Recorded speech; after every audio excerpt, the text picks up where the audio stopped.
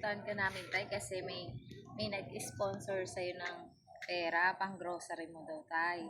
Salamat po sa nag-sponsor kay tatay sa pang grocery niya. Ibibigay na po natin yun sa kanya. Okay, ma'am. Thank you very much. Ayan. Tatay, bili mo daw to ng pang grocery mo ha. Opo, ma'am. Lagyan mo tayo yung kamay mo. Okay. 1, 2, 3, 4, 5,000 pesos. Tay, pang grocery mo daw yan ha. Tay, doon ka magpasalamat sa nag-sponsor sa'yo tay. Thank you very much. Again. Maraming salamat po sa nag-sponsor kay tatay sa 5,000 sa pambili niya ng grocery. Tay, anong bibili mo dyan? Bigas uli. Tapos, ulam. Tay, may maintenance ka na ba tayo sa gamot?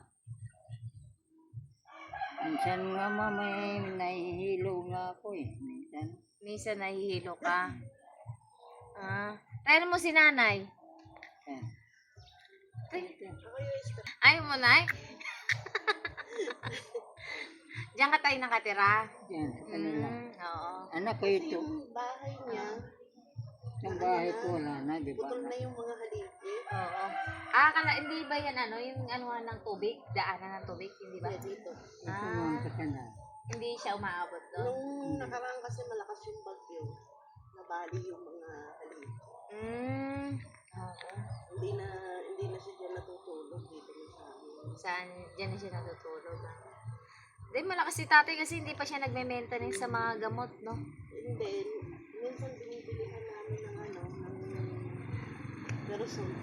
Pero Mababa sabi. kasi Oo dito. nga. Tapos pag minsan din, nakapagpapalala. Okay, ulitin po namin. Maraming pong salamat sa nag-sponsor po kay tatay. Sa 5,000 niya po.